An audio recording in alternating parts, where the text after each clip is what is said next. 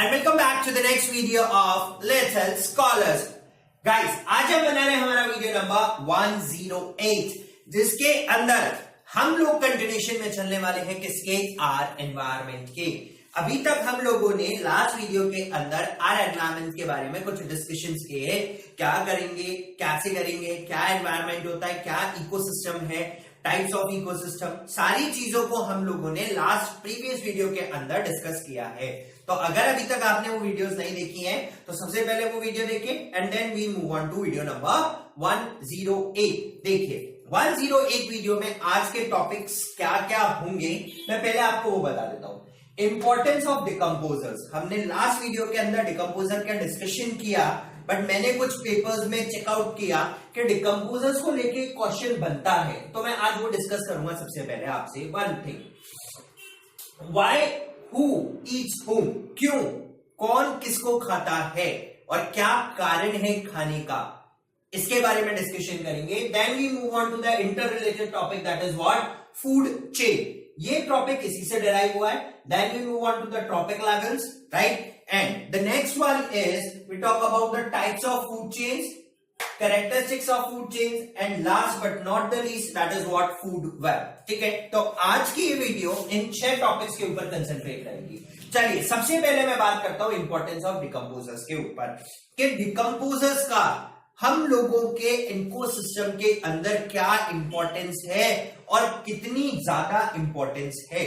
ठीक है, तो देखिए डिकम्पोजर्स को ऐसे भी कहा जाता है that they are the vacuum cleaners.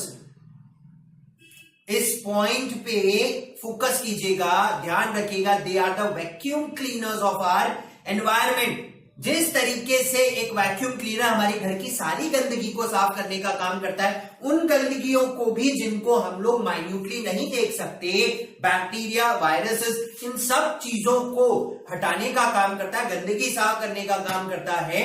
उसी तरीके से डिकम्पोजर्स को भी vacuum cleaners of our environment कहा जाता है, right, and they are one of the important components of the environment. अगर डिकम्पोजर्स प्रेजेंट नहीं हो तो एनवायरमेंट की क्लीनिंग होना पॉसिबल नहीं है।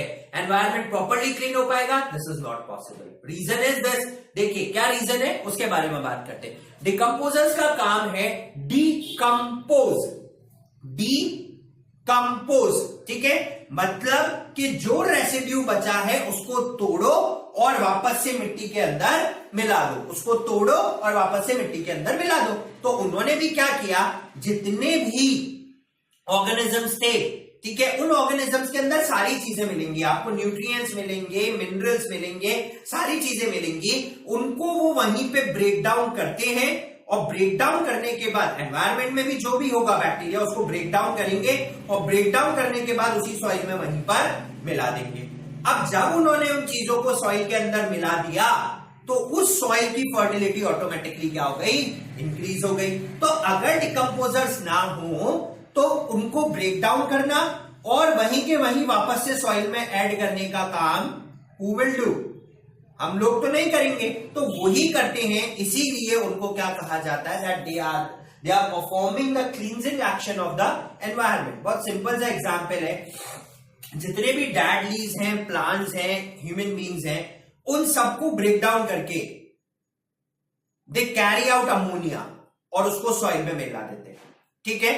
देन जो रूट नोड्यूल्स में माइक्रो ऑर्गेनिजम्स हैं, ठीक है, राइट, वो उस अमोनिया को नाइट्रेट में कन्वर्ट करता है और नाइट्रेट फिर प्लांट के साथ मिक्स होके हमारी बॉडी में वापस आ जाती है। तो अगर ये डिकम्पोजर्स ना हो तो सबसे पहले वो जो अमोनिया सॉइल के अंदर गया वो वहां नहीं जा पाएगा, और नहीं जा पाएगा तो नाइट्रेट के अंदर रूट नोड्यूल्स कन्वर्ट नहीं करेंगे, और अगर कन्वर्ट नहीं किया तो प्लांट को ये सारी चीजें मिलने के चांसेस कम है, और जब कम है तो वो हमारी बॉडी में भी आने के चांसेस कम है। तो इसीलिए इन डिकम्पोजर्स का बहुत इंपॉर्टेंट पार्ट है, और ये हर लेवल पे है। ऐसा नहीं है कि ये सबसे छोटे लेवल पे होगा या सबसे बड़े लेवल पे होगा, ये हर लेवल पे आपको मिलेगा। क्योंकि आपको घास के ऊपर भी बैक्टीरिया दिखेगा, आपको कोई डेड ऑर्गेनिज्म हर्बीवोरस है उनके ऊपर भी बैक्टीरिया दिखेगा, कार्निवोरस पे भी दिखेगा, ओमनीवोरस पे भी दिखेगा, टॉप कार्निवोरस पे भी दिखेगा। तो सबके ऊपर हम लोगों को डिकम्पोजर्स का एक्शन देखने को मिलता है।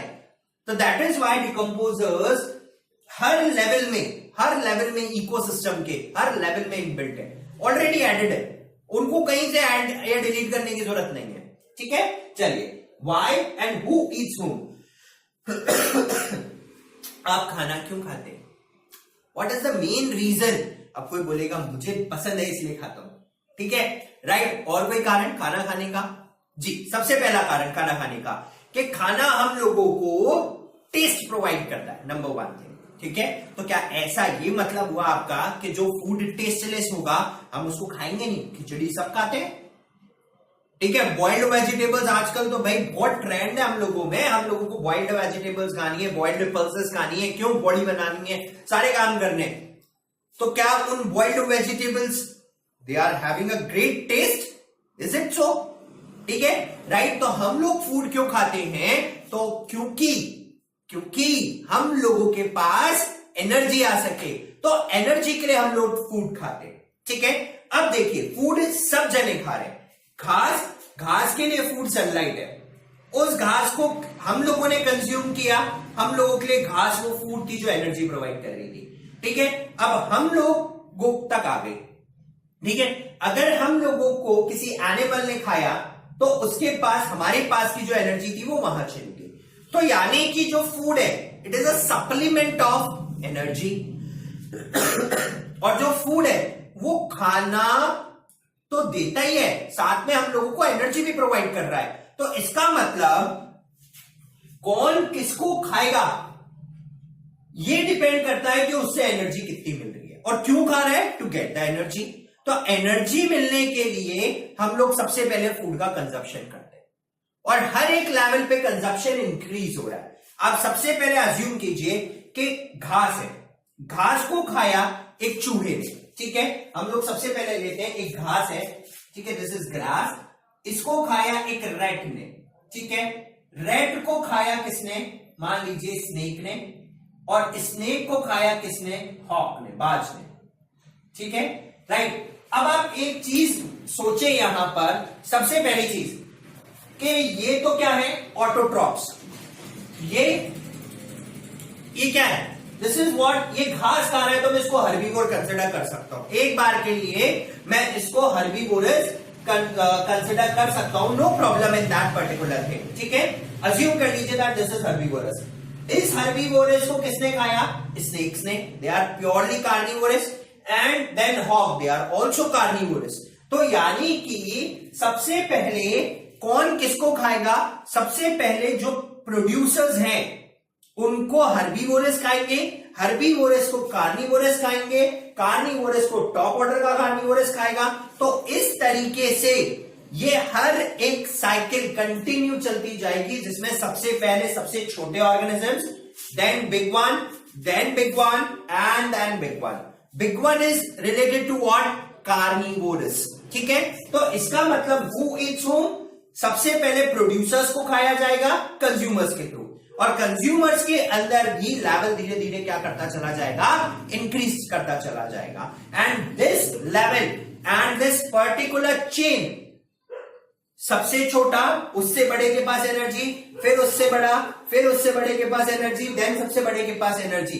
दिस कंप्लीट चेन जहां पर एक दूसरे से एक दूसरा जना इंटरलिंक्ड है, this chain is known as what? Food chain. तो हम लोग फूड की चेन क्यों बनाते हैं? क्योंकि हम लोगों को एनर्जी का ट्रांसफर करना है एक लेवल से लेके दूसरे लेवल तक, एक पॉइंट से लेके दूसरे पॉइंट तक। और उसके लिए चेन बनाने की जरूरत क्यों पड़ी? क्योंकि सबसे पहला रीजन कि जो कार्निवोरस है वो प्रोड्यूसर्स नहीं खा सकते, नंबर वन थिंग। तो उनको सिर्फ कौन खा सकता है? वो किसको खा सकते हैं? They only eat herbivorous animals, ठीक है। और वो जब हर्बीवोरस को खाएंगे तो आप हर्बीवोरस किसको खाएंगे? तो वो प्रोड्यूसर्स को खाते हैं। तो ये जो सीक्वेंस हुआ छोटे से लेके बड़े तक का, प्रोड्यूसर से लेके कार्निवोरस तक का, this sequence of getting energy level by level is known as food chain, ठीक है। हर एक बड़े के लिए छोटे वाला फूड की तरह है। सनलाइट से इसको ऐसे समझे, ठीक है। चलिए यहां हम समझने की कोशिश करते हैं। This is sunlight.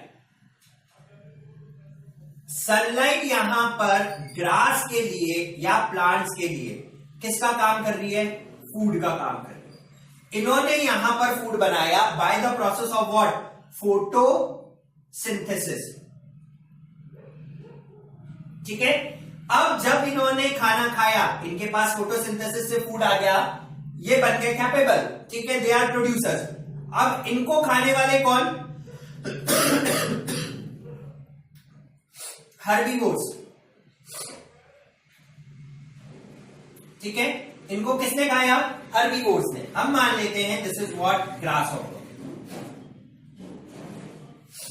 ठीक है, राइट। तो ग्रास को किसने खाया? ग्रासहॉपर ने। तो यहां पे ग्रास इसके लिए किसकी तरह काम कर रही है?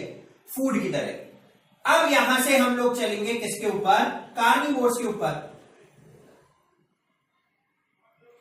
या टॉप हर्बीवोर के ऊपर, किसी के ऊपर भी, ठीक है। अब यहां ले लेते हैं एक फ्रॉग, ठीक है। अब ये जो ग्रासहॉपर है यहां पर फ्रॉग के लिए किस तरीके से काम कर रहा है? फूड की तरीके से। मतलब पुराना वाला हर एक ऑर्गेनिज्म ऊपर वाले लेवल के ऑर्गेनिज्म के लिए फूड की तरह ट्रीट करेगा, ठीक है। अब फ्रॉग को खाया किसने? मान लीजिए स्नेक ने। तो ये स्नेक के लिए किस तरीके से काम किया?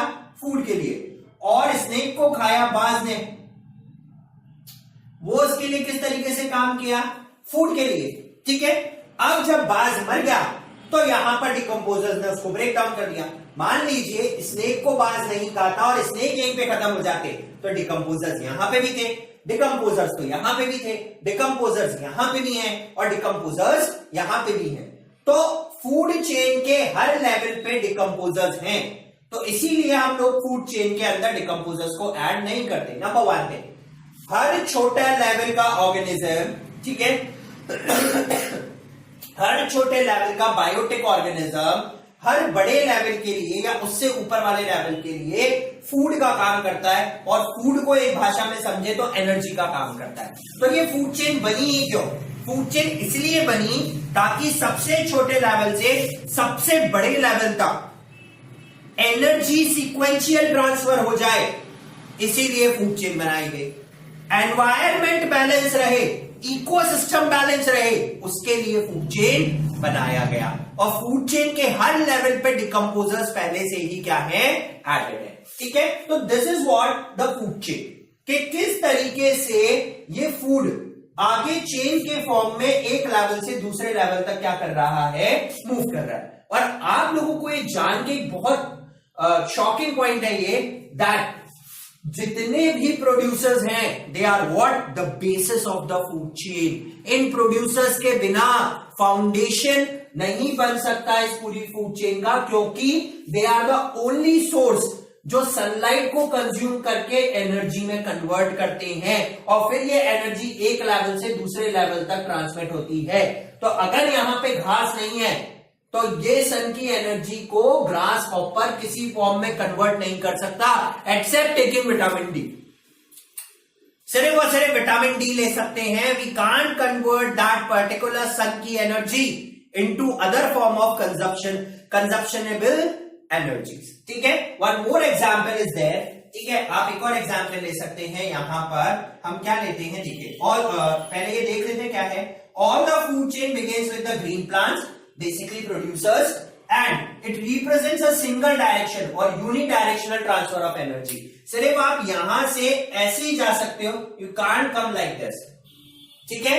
घास कभी ग्रास हॉपर को नहीं खा सकती, फ्रॉग ग्रास हॉपर कभी फ्रॉग को नहीं खा सकता, फ्रॉग स्नेक पे काम नहीं करेगा और हॉक स्नेक हॉक को नहीं खा सकता। एक सिंपल एक बात है, ठीक है ना, मतलब मार के खाने वाली बात, ठीक है। पड़ा हुआ होगा वहां पे, फ्लैश पड़ा हुआ उसको खा सकते, दैट्स अ डिफरेंट थिंग, ठीक है। तो यहां पर जो एनर्जी फॉर्म है ये रिवर्स नहीं आएगा कभी, ये एनर्जी फॉर्म सिर्फ और सिर्फ इसी डायरेक्शन में ट्रांसमिट होगा, ठीक है। One more example is there, कि देखिए क्या एग्जाम्पल लेते हैं हम लोग, देख सकते हैं। सबसे पहले हमने लिया क्या? ग्रास, ग्रास को खाया रैट ने, रैट को खाया कैट ने, बिल्ली मौसी, कैट को खाया डॉग ने. See how the energy get transformed. Grass, rat, rat to cat, cat to dog. Again there is a transformation of energy. कहां से लेके कहां तक? From the producers up to the carnivorous, up to the omnivorous, up to the top level of organisms. One more is that grass, deer, and then to lion. This is again a thing. You can also conclude this thing कि घास को खाया dear ने और dear को खाया lion ने. This is also a transformation of energy. आप देखिए यहां पर क्या रखा है? Producers, producers then to herbivores. ठीक है, right, consumers. These are producers, autotrophs, heterotrophs. ठीक है, प्लस अब जब हम लोग यहां herbivores से ट्रांसफर हुए किसके ऊपर? Carnivorous. This is the top level of carnivorous. तो देखिए एनर्जी ट्रांसफॉर्मेशन सिर्फ प्रोड्यूसर से ही चलेगा. तो producers are the basic level of this energy transformation. अगर प्रोड्यूसर्स कन्वर्ट ना करें एनर्जी को तो हर्बीवोरस और कार्निवोरस उस एनर्जी का कंजप्शन नहीं कर सकते. तो फूड चेन क्या है? सिंपल, जो अभी हमने देखा कि फूड का ट्रांसफर होना from basic level up to the top level in a form of a sequential chain, this is known as food chain. ठीक है, तो it is a sequence of organism in a biotech community. Biotech word क्यों use हुआ? Because they are all living organisms. ठीक है, through which food passes from one organism to another is known as food chain. ठीक है, अब देखिए level, trophic levels क्या होते हैं. ठीक है, this is also a trophic level. Producer, herbivorous, carnivorous. This is one level, level number 1, जहां पे सिर्फ और सिर्फ ऑटोट्रॉप्स होंगे. लेवल नंबर 2 जहां पे सिर्फ हीटोट्रॉप्स और हीटोट्रॉप्स में भी herbivorous. Level number 3 carnivorous. Level number 4 top carnivorous. यहां पर आप इस चीज को आराम से देख सकते हैं, बहुत आराम से. Autotrophs, herbivore, carnivore. This is top order carnivore and this is the top most order of the carnivores.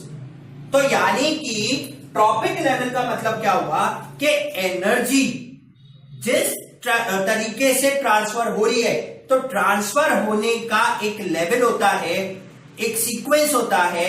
उस सीक्वेंशियल चीज को हम लोग क्या बोलते हैं? लेवल्स बोलते हैं. तो the transfer of food takes place through various steps. कुछ स्टेप्स के थ्रू होता है और levels in a food chain is known as trophic levels. ठीक है, तो ट्रॉपिक लेवल के सबसे बॉटम पर T1 लेवल पे आपको प्रोड्यूसर्स मिलेंगे. प्रोड्यूसर्स को कंज्यूम करने वाले हर्बीवोर. लेवल नंबर 2 पे, लेवल नंबर 3 पे कार्निवोर, लेवल नंबर 4 पे टॉप कार्निवोर, लेवल नंबर 5 अगर पॉसिबल हुआ that the top most order of carnivore. और आप एक चीज नोट करोगे, आप देखें हमें घास बहुत दिखेगी. ठीक है, हमें ग्रास ऑपर घास से कम दिखेंगे, फ्रॉग उससे कम, स्नेक्स तो और भी कम, और ईगल देखने के चांसेस तो और भी कम हो जाते हैं या बहुत ज्यादा रिड्यूस हो जाते हैं. तो आप एक चीज देख सकते हैं कि जो सबसे पहले लेवल पर है उसकी क्वांटिटी सबसे ज्यादा. कारण क्या है उसकी क्वांटिटी ज्यादा होने का? द ओनली रीजन के ऑटोट्रॉप्स की क्वांटिटी क्यों ज्यादा है? क्योंकि they are the only source of energy for the remaining levels. अगर इनकी क्वांटिटी कम हो गई तो इसका इसका इसका इसका इनके लिए लाइफ में एग्जिस्ट करना, सस्टेन करना पॉसिबल नहीं होगा. तो इसीलिए सबसे बॉटम वाले लेवल के पास नंबर ऑफ पॉपुलेशन बहुत ज्यादा, और धीरे धीरे करके पॉपुलेशन क्या होती चली जाएगी? डाउन होती चली जाएगी. ठीक है, बहुत सिंपल सा एग्जांपल है producers, we the human beings. ठीक है, ऐसे समझो कि हम पॉलिटिक्स की बात कर रहे हैं, तो हम लोग क्या हैं? जो गवर्नमेंट बनाते हैं. We are what? प्रोड्यूसर्स. ठीक है, हम पब्लिक प्रोड्यूसर्स हो गए. हर्बीवोर्स हमारे जितने भी पार्षद हैं, क्योंकि हम लोग इन्हीं से कांटेक्ट करेंगे. पार्षद के लिए ऑर्डर कौन आया? मेयर. मेयर के लिए हेड कौन हुआ? Chief minister. चीफ मिनिस्टर के लिए हेड कौन हुआ? Prime minister. प्राइम मिनिस्टर के लिए हेड कौन हुआ? No one. Prime minister is the only head of the working constitution, sorry, working government. ठीक है ना। तो ये एक लेवल है और आप देख सकते हो कि यहां पर सबसे ज्यादा मिलेंगे, ये उससे कम, ये उससे कम, ये उससे भी कम और ये सबसे कम, ठीक है, right. Is the only single entity.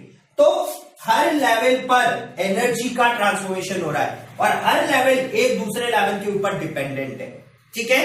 अगर प्रोड्यूसर्स ना हो, अगर हम नहीं हो, पार्षद का कोई काम नहीं है, पार्षद नहीं हो तो मेयर का कोई काम नहीं है, मेयर नहीं हो तो चीफ मिनिस्टर क्या कर लेगा, then what the prime minister will do, no one else, nothing else, right. तो हर एक लेवल की अपनी एक इंपॉर्टेंस है और हर एक लेवल इस चेन के थ्रू इंटरकनेक्टेड रहता है, ठीक है, right, okay. Next, types of food chains. दो तरीके की फूड चेन हम मेनली पढ़ेंगे। नंबर वन इज टेरेस्ट्रियल, जो जमीन पे लैंड पे होती है। सेकेंड वन इज एक्वाटिक, जो वाटर के अंदर मिलेंगे।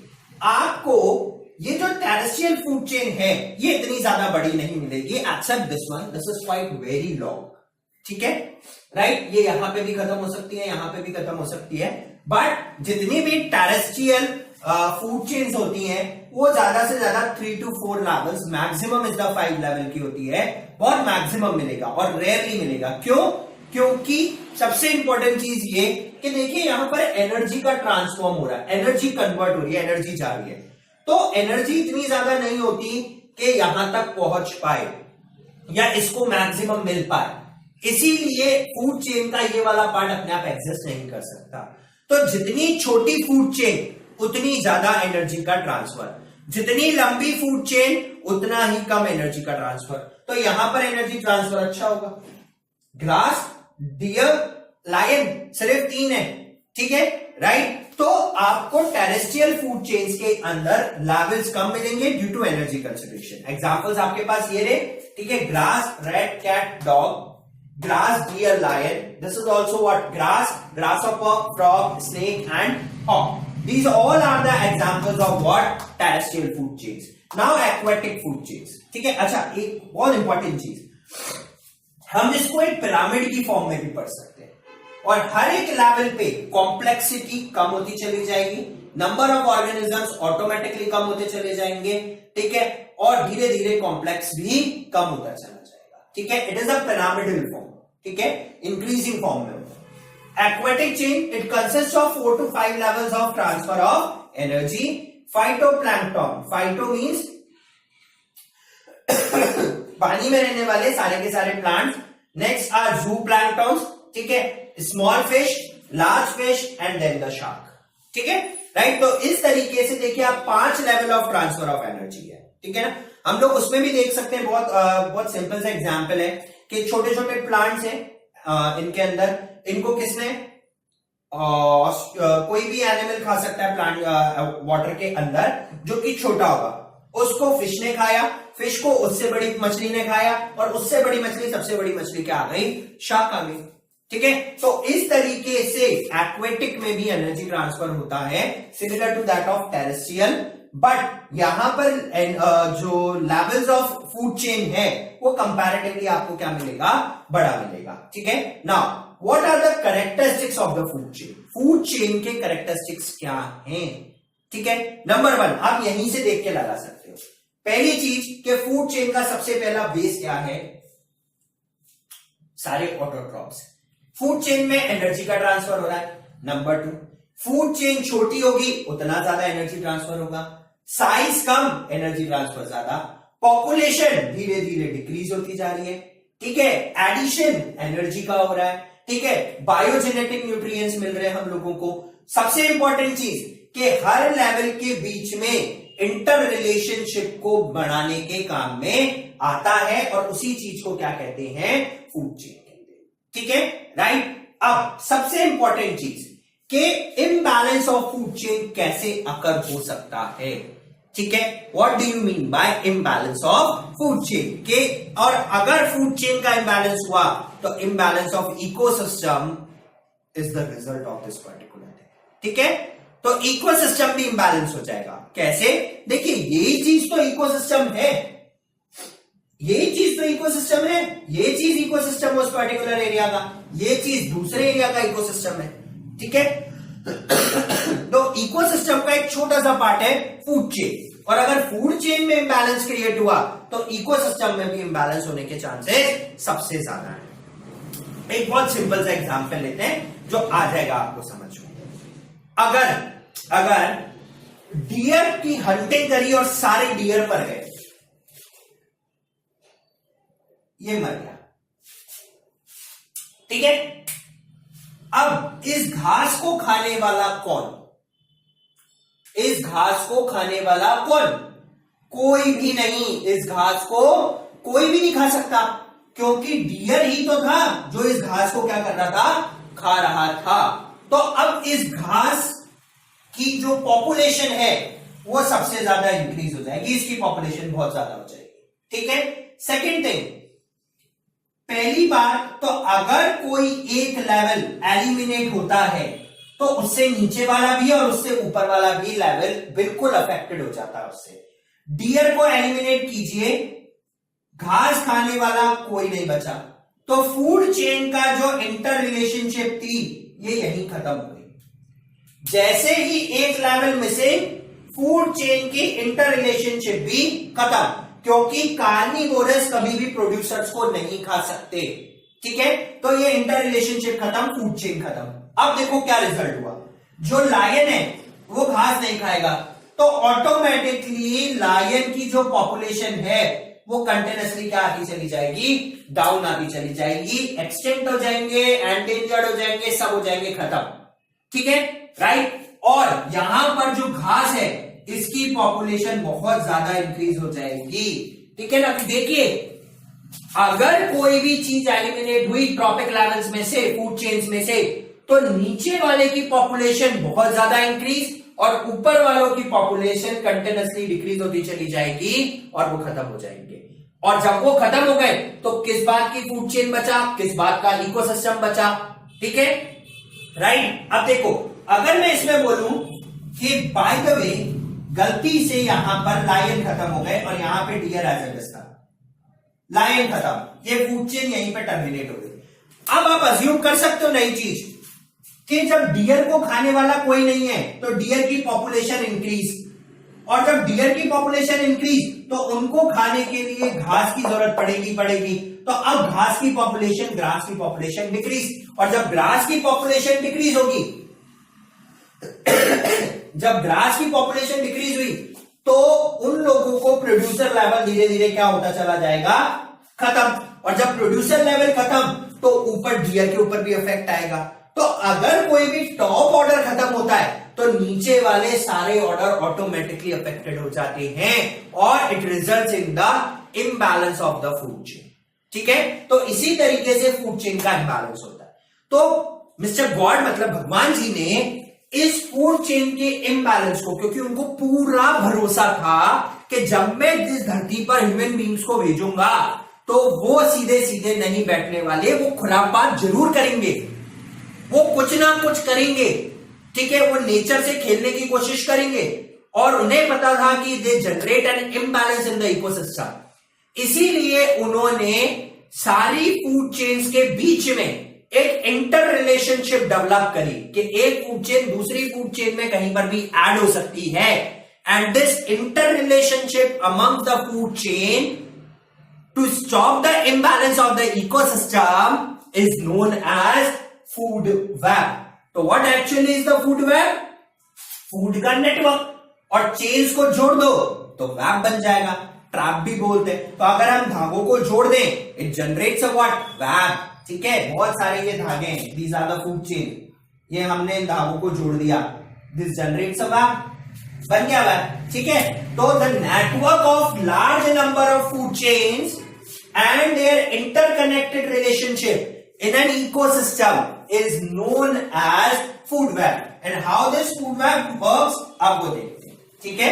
देखिए, सबसे पहली चीज हमने देखा कि सबसे ग्रास रूट लेवल पे ग्रास है हमारे पास। इस ग्रास को खाने वाले सबसे पहले ग्रास हॉपर, इस घास को खाने वाले रैट, इसी घास को खाने वाले इंसेक्ट्स, और इसी घास को खाने वाले व्हाट? डियर।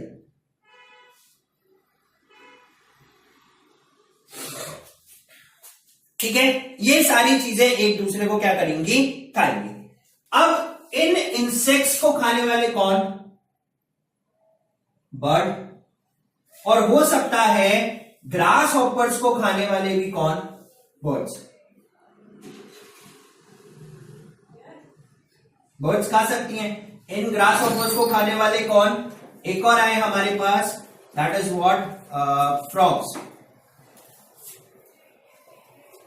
ठीक है, अब फ्रॉग्स ने भी ग्रास हॉपर को खाया, बर्ड्स ने भी ग्रास हॉपर को खाया, इंसेक्ट्स को भी बर्ड्स ने खाया। ठीक है, तो हम लोग इस नेटवर्क को यहां नहीं ले जाके कहां ले जाते हैं, यहां पर।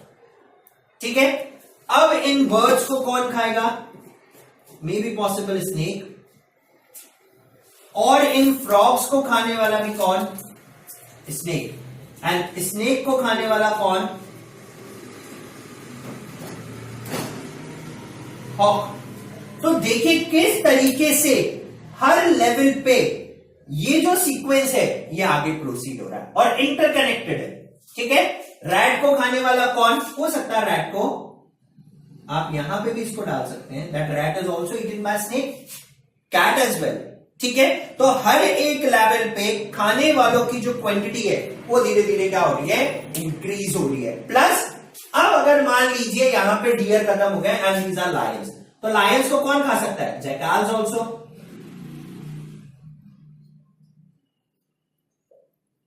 Sorry that lions. ठीक है, राइट, तो इस तरीके से also be eaten by jackals as well. ठीक है, राइट, तो देखिए ये जो नेटवर्क है, this complete network of what, एक दूसरे के ऊपर डिपेंडेंस का, एक दूसरे के ऊपर कंजप्शन का, is known as food web. जहां पर ये एक फूड चेन था, ये एक फूड चेन था, ये भी एक फूड चेन था, ये भी एक फूड चेन था, ये सब फूड चेन एक दूसरे से इंटरलिंक्ड हुए, राइट, और इन्होंने जो नेटवर्क बनाया that is known as food web.